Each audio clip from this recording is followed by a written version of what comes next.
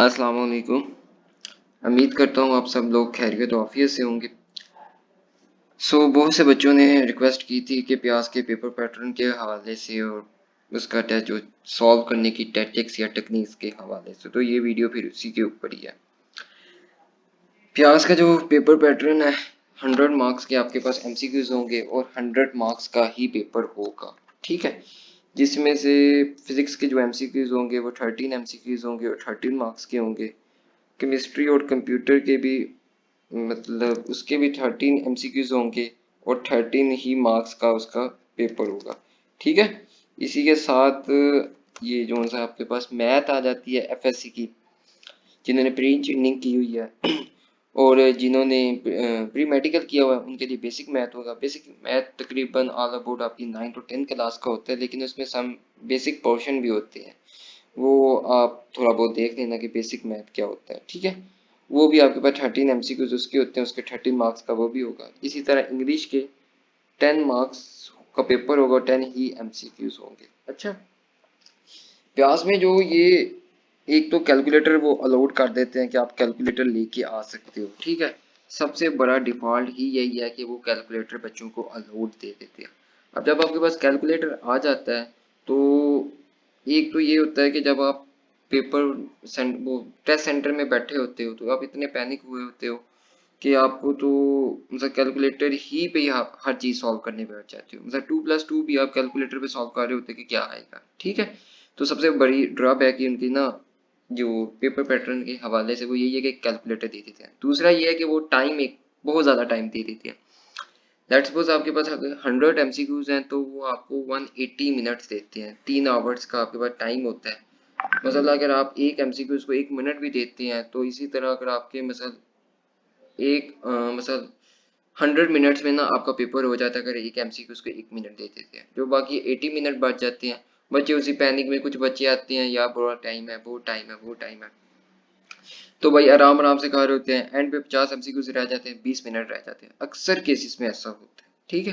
तो उन बच्चों को पता ही नहीं लगता यार पेपर सॉल्व किस तरह करना है। तो आता हो भी पेपर, लेकिन ये टाइम मैनेजमेंट को ना देखते हुए तो वो मतलब पेपर सॉल्व अच्छे तरीके से नहीं कर पाते और अच्छा रिजल्ट नहीं ले पाते, ठीक है। तो फिर आपको मैं थोड़ा बहुत गाइड कर देता हूँ कि आपने पेपर सॉल्व किस तरह करना है। पहले तो आपने सबसे पहले क्या करना है, पहले आपने सॉल्व करना है फिजिक्स का पेपर। आई थिंक सो पहला फिजिक्स का ही आता है ना, जो पेपर जिस सीक्वेंस में आएगा आपके पास आपने उसी सीक्वेंस में से सॉल्व कर देना। पहला पेपर अगर लेट्स सपोज आपके पास फिजिक्स का आता है तो आपने फिजिक्स के एमसीक्यू सॉल्व करने हैं, ठीक है। 13 एमसीक्यूज है, 13 मिनट्स तो नहीं मैं आपको दूंगा कि आप 13 मिनट्स में करो। मैं आपको इसके लिए देता हूँ कि आप पहले 20 मिनट्स में जितने एमसीक्यूज आपके पास हो जाए, ठीक है ना। बस एक शीट होगी ना आपके पास, 13 एमसीक्यूज उसके ऊपर लिखे होंगे और आपने बबल फिल करने होंगे। तो जो आपको एमसीक्यूज आता है, लेट्स सपोज आपको पहला एमसीक्यूज नहीं आता, दूसरा अभी नहीं आता, तीसरा आता है तो चौथा आता है। पहले दूसरे पे सर्कल कर दो उसके क्वेश्चन नंबर पे, दूसरे पे भी कर दो, तीसरा और चौथा सॉल्व करके 5वें में सॉल्व कर लो, 6वें को सॉल्व कर लो, ठीक है।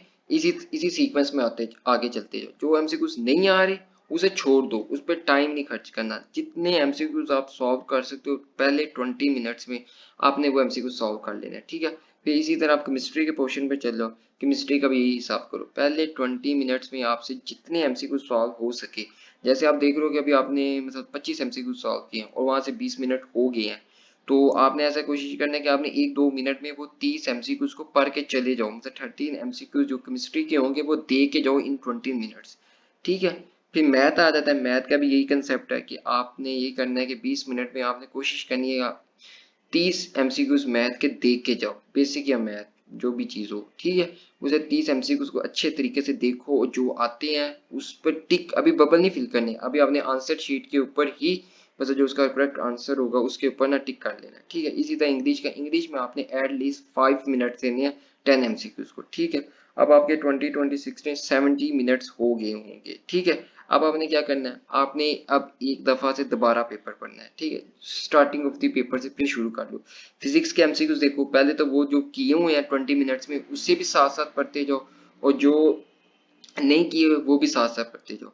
अब आपने ऐसा करना है कि 10 मिनट में आपने फिजिक्स के 13 एमसीक्यूज को देखना है, जो पहले किए हुए हैं उसे एक दफा फिर देख लो कि यार गलत तो नहीं किया, सही किया, सही स्टैटिक्स से पेपर सॉल्व हो रहा है, मतलब सही कंसेप्ट लग रहा है, आंसर जो करेक्ट किया है वो सही वाला किया है, और जो एमसीक्यूज नहीं सॉल्व हुए थे पहले 20 मिनट में फिजिक्स के वो सॉल्व कर लो। इसी तरह हमने केमिस्ट्री में करना है, इसी तरह बेसिक मैथ में करना है। इंग्लिश का मैं आपको कहता नहीं, वो एक दफ़ा ही करने से ही हो जाएगा, लेकिन अगर 2 या 3 मिनट इजाफी देनी हो तो आप दे दो।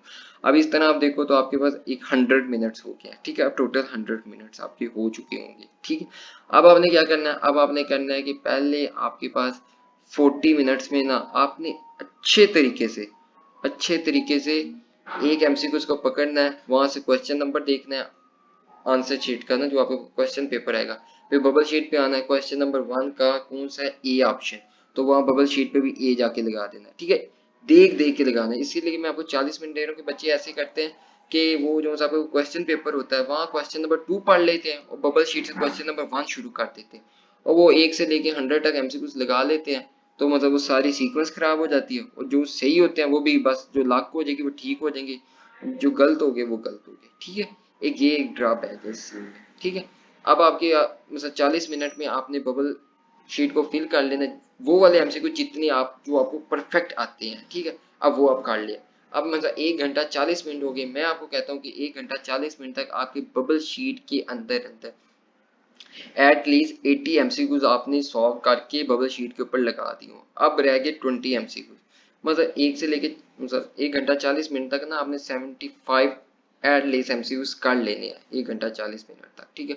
अब आपके पास रह जाते हैं 40 मिनट्स। अब 40 मिनट्स में क्या करना है, यही अब आपको डिसाइड करेंगे कि अब आपने प्यास के एंट्री टेस्ट में क्या करना है, आइदर टॉप करना है, आइदर आपने सिलेक्ट होना है डिफरेंट डिपार्टमेंट में, आइदर मतलब मुश्किल है आपके लिए। तो उसके लिए यही है कि ये जो से एंड वाले 40 मिनट है यही आपको डिसाइड करेंगे, दूसरे बच्चों से डिस्टिंग्विश करेंगे, क्योंकि जो एमसीक्यू सबके लिए होंगे वो सबके लिए होंगे, उन जो आसान होंगे वो सबने आसान कर लिए होंगे। अब आएगा मुश्किल एमसीक्यू जो 30 या 25 एमसीक्यूज होंगे। अब आपने 40 मिनट्स में एक एक एमसीक्यू को इतने अच्छे तरीके से पढ़ना है, कंसेप्ट वाइज यूज करना है, यार ये कहाँ पर आता है, ये चीज कैसे पढ़ी थी, कैसे सॉल्व करनी है। अगली वीडियोस में मैं बताऊंगा कि आपने पेपर को किस सीक्वेंस में पढ़ के जाना है, उस सीक्वेंस में आपने जाके वहां करना है, ठीक है। लेकिन अभी मैं बता देता हूँ कि आपने मतलब सॉल्व कर रहे हो तो आपने समझना यार ये मैथ का एक चैप्टर था, ये उस थ्योरी से रिलेटेड है, तो आप पढ़ोगे यार यहाँ कौन सा कंसेप्ट यूज हुआ था, कैसा कंसेप्ट यूज हुआ था, ठीक है। उसी कंसेप्ट को मद्देनजर रखते हुए फिर आपने वो एमसीक्यूज को उस वे में लेके जाना है और इंशाल्लाह वो आप सॉल्व कर लोगे, ठीक है। बस यही आपने 25 to 30 मिनट इन्हीं एमसीक्यूज पे देने हैं, ठीक है। फिर आपके पास 10 मिनट्स रह जाएंगे जो आपने वहाँ सॉल्व कर लेंगे 25 to 30 एमसीक्यूज, वो फिर आपने 10 मिनट्स में वो बबल शीट के ऊपर कर लेना।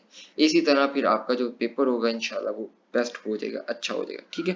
दूसरी बात ये कि आपने पैनिक सिचुएशन क्रिएट करनी है, ठीक है।